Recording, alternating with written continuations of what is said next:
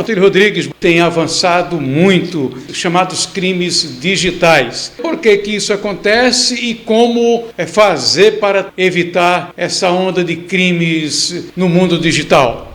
Primeiro, a gente entender o que está acontecendo. Talvez o principal problema do brasileiro hoje seja a insegurança. Se antigamente, aí no tempo da nossa infância, quando morávamos na zona rural, a segurança dizia respeito a se prevenir para não ser mordido por uma cobra cascavel, mas a gente podia transitar à noite pelos lugares, pelas cidades, pelas ruas, com tranquilidade. Hoje isso é uma ficção, nós não podemos mais sair à noite pelas ruas. E para complicar mais ainda esta situação problemática, agora que a tecnologia nos proporcionou uma série de facilidades no mundo virtual, aumentou a produtividade, a eficiência das pessoas, agora nós temos que conviver com a insegurança no mundo virtual. Para se ter uma ideia, o que se gasta hoje, os prejuízos, segundo essa pesquisa feita pelo Fórum Brasileiro de Segurança, que encomendou ao Instituto Datafolha, que foi publicado no jornal Folha de São Paulo, os prejuízos são da ordem de 190 bilhões de reais. Algo, só para se ter uma ideia,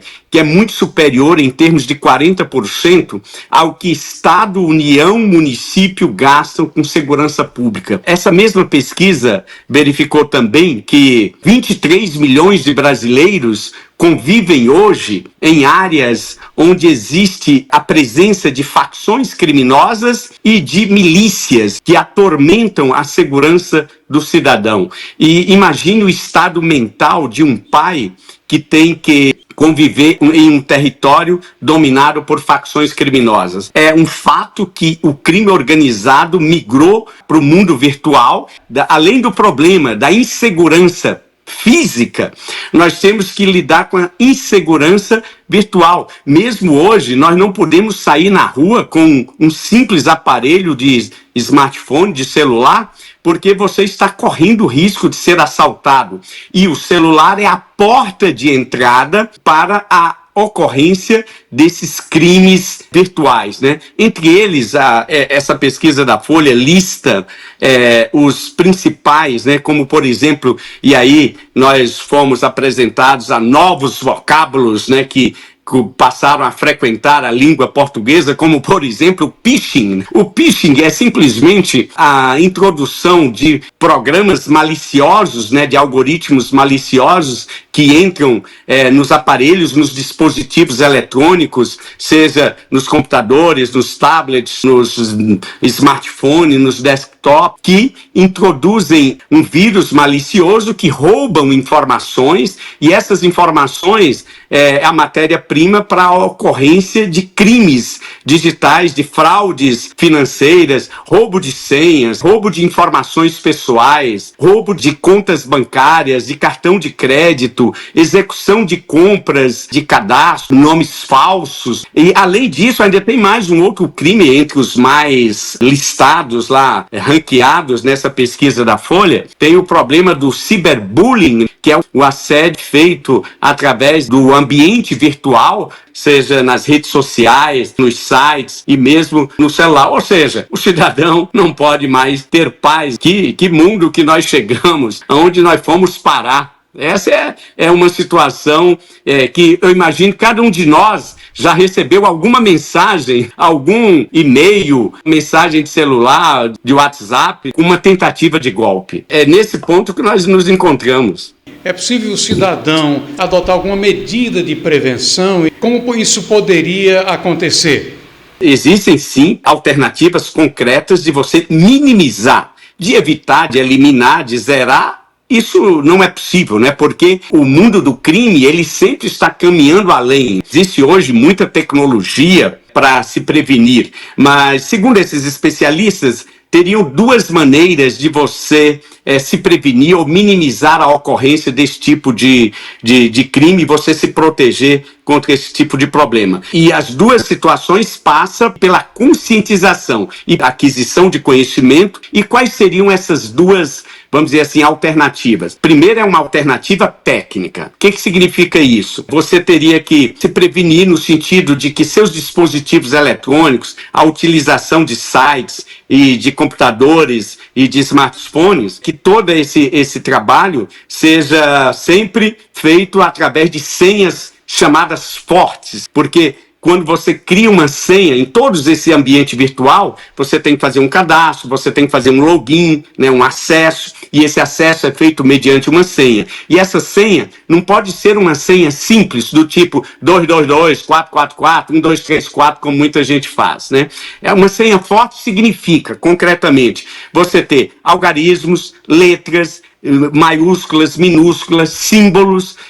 Com isso, eu tenho inclusive aqui um programa antivírus, né, que ele calcula a probabilidade de se quebrar, de se descobrir uma senha dessa, é coisa assim para milhões de anos. Então, é uma maneira de você se prevenir. Agora, se você faz um login, faz um acesso, faz um cadastro em um site ou em qualquer outro ambiente virtual com uma senha fácil, você está abrindo as portas ou está dormindo na sua casa com as portas abertas para o marginal entrar. Outra medida técnica é você sempre atualizar os softwares que você usa, como também a atualização de antivírus. Então essa é uma outra medida técnica que você deve adotar. E a segunda alternativa recomendada pelos especialistas é uma questão comportamental. Nós precisamos mudar o nosso comportamento no mundo virtual, para você não se expor tanto em redes sociais. Todos esses crimes acontecem por 3 boas razões. Primeiro,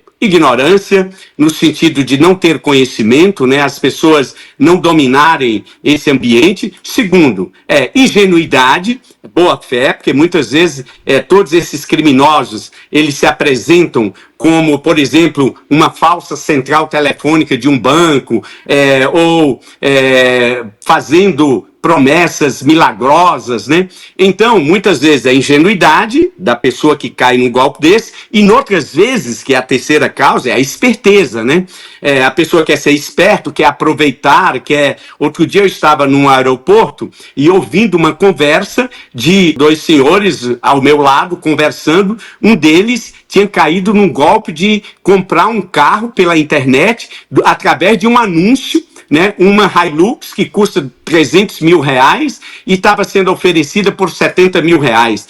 Ele, achando que estava fazendo um grande negócio, uma grande vantagem, mandou 50 mil reais de adiantamento para o marginal, que depois desapareceu e nunca mais ele tomou conhecimento, e ele teve esse enorme prejuízo. Ontem mesmo, na Folha de São Paulo, enquanto eu estava lendo o resultado dessa pesquisa, tem uma outra matéria contando o caso de uma advogada, uma pessoa de nível superior, que caiu num golpe de um marginal se passando pelo Musk, e aí perdeu 35 mil reais no golpe. Ou seja, ingenuidade, falta de conhecimento ou esperteza. E é por isso que acontecem esses crimes virtuais, Erivan.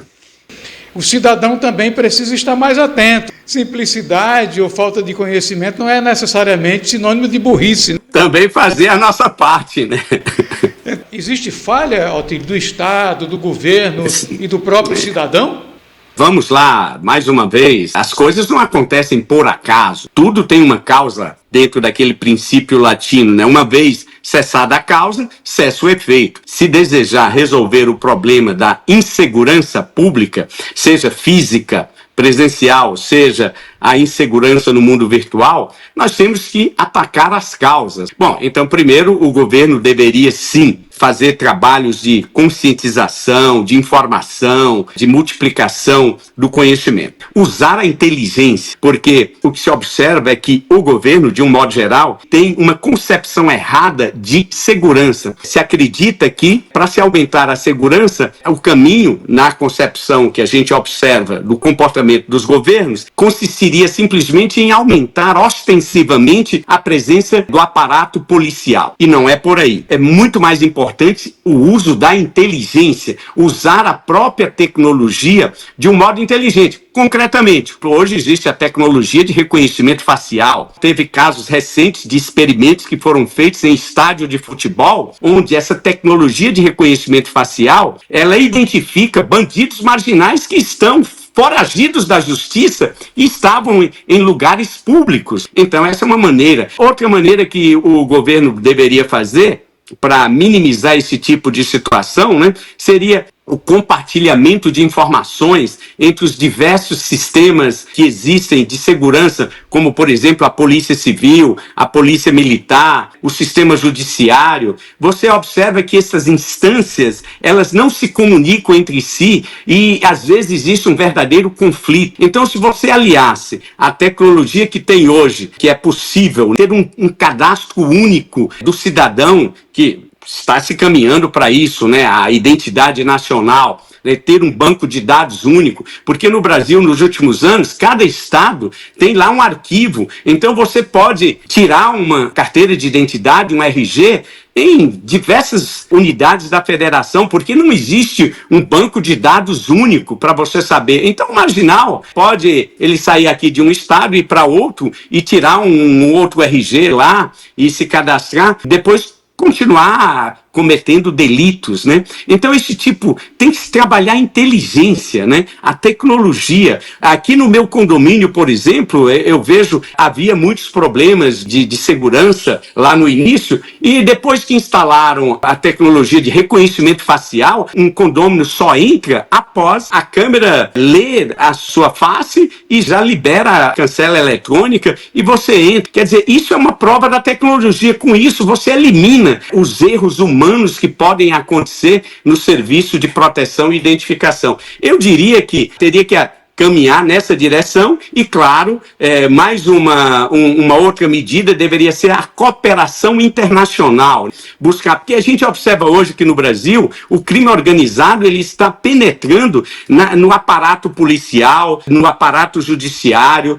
São comuns as notícias de juízes, de procuradores vendendo sentenças, de policiais corruptos, fazendo chantagem com bandidos, de advogados mancomunados com o crime organizado. Tem que ser uma iniciativa, e aí, sem dúvida, que tem que ser via entidades não governamentais, o Estado e todas as instâncias para se buscar resolver esse problema da insegurança. Tem casos no mundo, por exemplo, Nova York, a cidade de Nova York, na década de 70, era um antro de crime e resolveu o problema. Mas isso foi uma iniciativa conjunta de governo, sociedade e entidades da sociedade. E a gente vai ter que partir para algo assim, Erivan.